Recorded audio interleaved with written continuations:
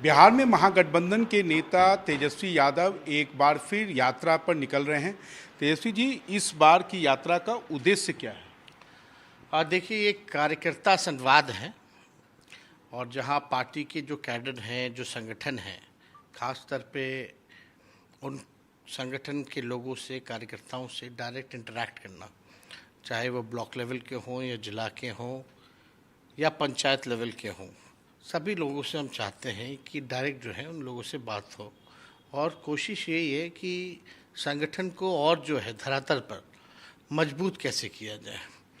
आप जानते हैं कि ज़्यादातर राष्ट्रीय जनता दल मास की पार्टी रही है और हम लोगों की कोशिश रही है कि इसका अपना खुद का जो कैडर पार्टी भी बने मास के साथ साथ। तो संगठन को और मजबूत करना और साथ साथ मैसेज देना कि सभी समाज के लोगों को संगठन से हम लोग जोड़ें, चाहे कोई भी जाति धर्म के हों, उन सब लोगों को जोड़ें और लोगों के बीच जो है जो हम लोग संवाद करते हैं उसका मैसेज संगठन द्वारा गांव-गांव के हर लोगों तक पहुंच सके। लेकिन ये बताइए, अभी तक आरजेडी यही मानी जाती है कि ये मुस्लिम और यादव की कमोवेश पार्टी है। कभी कभार इधर उधर जो है कुछ जातियों को थोड़ा मोड़ा प्रश्रय देती, प्रमोट करती है। नहीं, आप देखिएगा, शुरू से ही जब लालू जी रहे, जब सामाजिक न्याय की लड़ाई उन्होंने लड़ी, तब से ही जो है, चाहे आप कह सकते हैं मुसलमान यादव ही नहीं बल्कि पूरा गरीब तबका जो है वो राष्ट्रीय जनता दल के पक्ष में रहा शुरू से ही। और हम लोगों की कोशिश है कि भाई सब को लेकर के हम लोग साथ चलें, A to Z की हम लोग बात करते हैं। और A to Z क्योंकि गरीबी हर जाति में है, वो आप देखे होंगे कि जब जाति जनगणना का रिपोर्ट आया तो उसमें ये भी स्पष्ट हो गया कि भाई स्वर्ण जातियों में भी गरीबी है। तो हम लोग जो है असल जो लड़ाई हम लोगों की है बेरोज़गारी, गरीबी, महंगाई को लेकर के है। और ख़ास तौर पे बिहार के लोग जो हैं सबसे ज़्यादा भुक्तभोगी लोग हैं। पलायन भी होता है, गरीबी भी है, बेरोज़गारी भी है और महंगाई भी यहाँ चरम सीमा पर है। तो हम लोगों की कोशिश है कि जो जनता की जो समस्या है उसको हम लोग दूर करें। और हमारी कोशिश रही है कि सबको हम लोग जो है मौका दें, प्रतिनिधित्व का भी मौका दें। क्या मतलब माना जाए कि विधानसभा चुनाव में आप दूसरी जातियों के लोगों को? आप देखिएगा 2020 में जो हमको वोट मिला, सबसे बड़ी पार्टी के लगभग हमने तो सरकार ही बना लिया था, लेकिन मात्र 12,000 का डिफरेंस था। एनडीए में हो या महागठबंधन में तो केवल 12,000 का ही डिफरेंस था। तो ऐसा नहीं है, वोट हम लोगों को हर जाति के लोगों ने दिया है। लेकिन हम लोगों की कोशिश है कि जो back bencher of the society जो है, अंतिम पैदान पे है, या जिस समाज को अब तक प्रतिनिधित्व का मौका नहीं मिला हो, उन सब लोगों को भी जोड़ें और उन सबको भी आगे हम लोग बढ़ाने का काम करें। क्या चुनाव में उनको आप टिकट देंगे जिन जातियों को? आप देखिए ना, जनरल सीट से इस बार सुपौल से हम लोगों ने चंद्रहास चौपाल को टिकट दिया था, जो चौपाल समाज के हैं। वो अपवाद था या नियम? आप एक देखिएगा कि एक कोशिश रही है कि चौपाल समाज के लोगों को अब तक जो है मौका नहीं मिला था। तो हम लोगों का प्रयास रहा, क्योंकि उस इलाकों में चौपाल समाज के लोग बहुत रहते हैं, मौका कभी नहीं मिला, तो हम लोगों ने उनको मौका दिया। अब बल्कि जनरल सीट से हम लोगों ने मौका दिया। तो कई बार इस बार कुशवाहा समाज के लोगों को हम लोगों ने जो है मौका दिया। तो ऐसा नहीं है, हम लोगों की कोशिश है कि सब लोगों को दें। अब हम लोग चाहते हैं कि आने वाला जो समय हैगा, क्योंकि विधानसभा में सीटें ज़्यादा होती हैं, तो इसमें महिलाओं को भी हम लोग अकोमोडेट करें, नौजवानों को भी अकोमोडेट करें, स्वर्ण जातियों को भी ज़्यादा से ज़्यादा राष्ट्रीय जनता दल टिकट दे, और ओबीसी, दलित और आदिवासी, तो कोई ऐसा तबका ना छूटे जिसको हम लोग मौका ना दे पाए। तो सब लोगों को साथ लेकर के चलना है। पिछले चुनाव में आपने कहा 2020 में 12,000 वोटों का अंतर था, लेकिन उसकी तुलना में आज का जो एनडीए है वो काफ़ी मजबूत है। चिराग पासवान भी साथ हैं, उपेंद्र कुशवाहा भी अब उनके साथ हैं। देखिए, ऐसा पहले भी आप देखे होंगे, सब लोग तो उधर ही थे। चिराग पासवान भी तो कहते थे हनुमान ही है उनके उस समय भी, भले उनका घर छीन लिया गया हो, उनकी पिता की मूर्ति को गिरा दिया गया हो, उनकी पार्टी को तोड़ दिया गया हो, उनके विधायकों को ले गया हो या उनके एमपीओ को ले गया हो, तो फिर भी वो तो कहते रहे हनुमान है उनके। और सब लोग हैं वहाँ, पहले भी लोग वहीं थे, खामोखे जो विधानसभा में मांझी जी भी वहीं थे, कुशवाहा जी भी वहीं थे, उस समय मुकेश सहनी जी भी वहाँ थे। तब भी जो है हम लोग जो है काफ़ी अच्छा हम लोगों ने लड़ाई लड़ी। तो कोई कहीं भी हो उससे फ़र्क पड़ने वाला नहीं है। बात ये लोगों में जाना चाहिए कि जनता के सवाल को कौन उठा रहा है, जनता के लिए लड़ाई कौन लड़ रहा है, जनता की आवाज़ को कौन उठा रहा है और भरोसा कौन दिला रहा है और जनता को विश्वास किस पे है।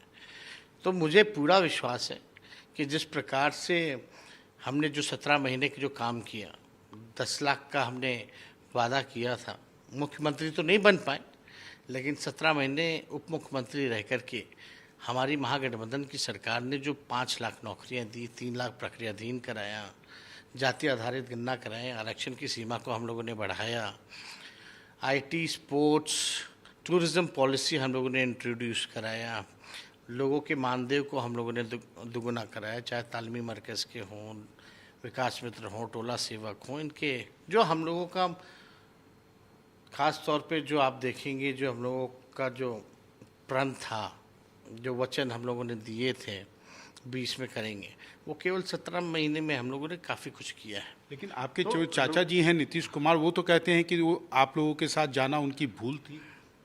देखिए कितनी बार वो 7-8 बार इधर आए और गए, इधर आए और गए, ये उधर इधर जाते रहते हैं, खुद को समझ मस्त रहते हैं, लेकिन बाकी में ये पस्त हैं, हो चुके हैं।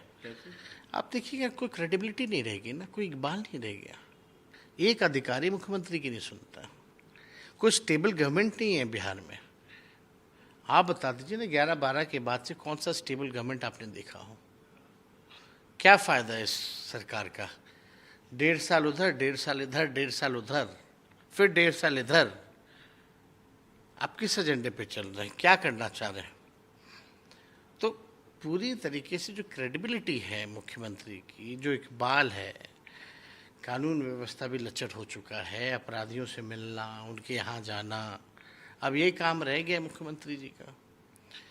बिहार में क्या चल रहा है, पुल पे पुल गिरे जा रहे हैं, पुलिये गिरे जा रहे हैं, पेपर लीक हो रहा है, डेली अपहरण हो रहा है, हत्याएं हो रही हैं, बलात्कार हो रहा है, ना मुख्यमंत्री जी जनता से कोई बात करते हैं, ना जनप्रतिनिधि से मिलते हैं, चाहे किसी भी दल के हों। वो केवल एक सिस्टम उनका है कि 4-5 लोग हैं, बस उन्हीं के बीच उनको रहना है, उन्हीं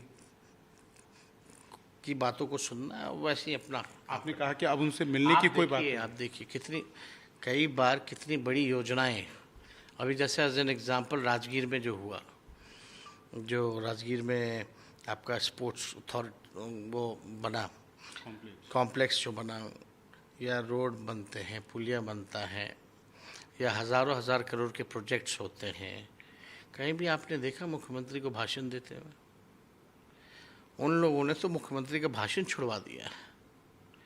अब आप बताइए, कुछ संवाद ही नहीं हो रहा, जाके फीता काटना और एक होता है जाकर के लोगों से संवाद करना। आप बोलना क्या चाह रहे हैं उनके बारे में? हम ये कहना चाह रहे हैं कि अब मुख्यमंत्री जी अब उनका कुछ नहीं रह गया, अब वो केवल मुखौटा है, पीछे से चंद लोग जो हैं वो सरकार चला रहे हैं, जो कि पूरी तरीके से बीजेपी से घिरे हुए लोग हैं। आपने कहा कि अब उनसे कोई समझौते की बात नहीं हो सकती, कोई उनके साथ तालमेल नहीं, कोई मतलब नहीं है। क्यों? कोई मतलब नहीं है। हम लोगों ने काफ़ी बार मौका दिया उनको, हम नहीं गए थे उनके यहाँ, वो खुद आए थे यहाँ, उन्होंने हाथ जोड़ा था हमारी माता के सामने, सार्वजनिक तौर पे विधानसभा में हम माफ़ी मांगी थी, भाषण उठा के देख लीजिए, कई चैनलों में वो बोला करते थे कि इन लोगों को फंसाया है, फिर बिना एक्सक्यूज के कहीं भी चले जाना। मतलब मन में अब तो दिखता है कि नीतीश कुमार जी को किसी से कुछ लेना देना नहीं है, कोई किसी को वो पसंद नहीं करते सिवाय अपने आप के। एक बिहार की राजनीति में आए हैं प्रशांत किशोर, पॉलिटिकल पार्टी भी बना रहे हैं, आपके बारे में कहते हैं कि 9वीं पास हैं, आपका कोई फ्यूचर नहीं है। देखिए कौन क्या कहता है, कहने वाले लोग जब से हम आए हैं तब से लोग कह रहे हैं, तो कहने वाले लोगों को कहने दीजिए, उस पर हमको कोई अपनी प्रतिक्रिया देनी नहीं है। हम जो हैं, हमने सच्ची बात कही है, सच कहा है, उसमें क्या आपत्ति होनी चाहिए। आप लोग सब लोग जान रहे हैं कि इस मुद्दे को कई बार कितने लोगों ने उठाया, लेकिन जनता का विश्वास तो हमने जीता। बिहार की 2 चुनावों से सबसे बड़ी पार्टी राष्ट्रीय जनता दल बन रही है। तो हमको किसी के सवाल का जवाब नहीं देना। जनता जो है वो जनार्दन है, वो मालिक है। हम केवल अपने मालिकों की सुनते हैं और अपने मालिकों के बीच रहना चाहते हैं और बिहार को आगे बढ़ाना चाहते हैं। नीतीश कुमार से तेजस्वी यादव कैसे बेहतर विकल्प है? ये तो जनता बताएंगे, ये तो जनता डिसाइड करेगी। विकल्प है नहीं है, हमने काम किया है। जो जिम्मेवारी हमको मिली है, भले ही कम दिनों की मिली हो, लेकिन हम चाहते हैं कि एक बार बिहार की जनता जो है पूरे 5 साल के लिए जो है एक बार मौका दे, और मौका दे करके देखिए 5 साल जो काम हम लोग करके दिखाएंगे। और चाहे बेरोज़गारी के खिलाफ हम लोग का हमेशा से हल्ला बोल रहा है, बेरोज़गारी, गरीबी, इन सारी चीज़ों हम लोग चाहते हैं बिहार जो है एक प्रोग्रेसिव स्टेट में आए। और बहुत कुछ किया जा सकता है with in limited resource also. अब हमको भी इतना आइडिया हो गया है, इतने महीने हम उप मुख्यमंत्री रहे हैं, पूरे सिस्टम को जानते हैं, कैसे सरकार चलाया जाता है उसको हमने देखा है। तो एक बार 5 साल मौका मिलेगा तो बिहार ज़रूर बदलेगा। और हम लोग नौजवान हैं, नए सोच के हैं, नया बिहार बनाना है, सबको साथ लेके चलना है। तो हम लोग पूरे दिल से बिहार के लिए हम लोग काम करेंगे और बिहार को आगे ज़रूर बढ़ाएंगे अगर जनता मौका दे। एक मेरा अंतिम सवाल है, अभी डबल इंजन की सरकार हुई है, काफ़ी सारा कुछ केंद्र से बिहार को मिल रहा है, एक पैकेज भी मिला है 60,000 करोड़ का। और सब बेकार का पैकेज है, वो रीपैकेजिंग है। कई तो इंफ्रास्ट्रक्चर के हैं, रोड के हैं। और हम जब गए थे नितिन गडकरी से, वो तो तभी तय हो गया था, तो वो तो अलग है नहीं। मेजॉरिटी अगर आप देखें तो उसी डिपार्टमेंट का ही है सबसे ज़्यादा। और कितने सड़कों के बारे में जो है हमने खुद ही उस मीटिंग में, वो तो ऑन रिकॉर्ड है, ये सब बताने की भी ज़रूरत नहीं है। आप स्पेशल स्टेटस की बात करते थे नीतीश जी कि अब नहीं होगा तो हम आंदोलन करेंगे। अब क्यों नहीं कर रहे आंदोलन? अब देने वाला कौन है? You also the part of the government of India. तो आप चुप्पी क्यों है? क्रीमी लेयर पे आप चुप रहते हैं, वक्फ बोर्ड के मुद्दे पर आप चुप रहते हैं, आप जो है 9वीं अनुसूची के मामले में आप चुप रहते हैं, जो बिहार में हम लोगों ने आरक्षण बढ़ाने का काम तो किया। कह रहे हैं कि वो अभी कोर्ट से स्टे लग गया है तो वो नहीं। उससे क्या मतलब है भाई? आप वापस ले आओ, फिर से पास करते हैं और बोलो कि उसको फिर से डालें। कई उपाय आपको भी पता होगा। जब नगर विकास मंत्री हम यहाँ थे तो जो नगर निगम का जो चुनाव जो होता था मेयर वगैरह में, उसमें तो पिछड़ा वाले लोगों का जो आरक्षण को लेकर के मामला फंसा, तो हम लोग जीत के आए ना भाई सुप्रीम कोर्ट से। और ये बताइए मामला रद्द कैसे हो गया? ये तो 2-3 महीने पहले कोर्ट गया ना। आपको तो 8 महीना हो गया सरकार में, डबल इंजन की सरकार। तब क्यों नहीं कराया आपने? आप 6 महीने तक कर क्या रहे थे? 6 महीने तक तो करा लेना चाहिए था। एक सवाल है कि बिहार में एक जमीन का लैंड सर्वे चल रहा है, ये आपको लगता है सही है, गलत है? नहीं, इसको और सरल और सुगम बनाने की ज़रूरत है। लोगों को अगर कोई कठिनाइयाँ आ रही हैं तो इस पर एक विशेष तौर पे ध्यान दे करके इस नियम को और सरल और सुगम बनाने की ज़रूरत है। और समय पर अगर एक्शन नहीं लिया जाए तो हो सकता है कि बड़ा आने वाले समय में ये बहुत घातक होगा।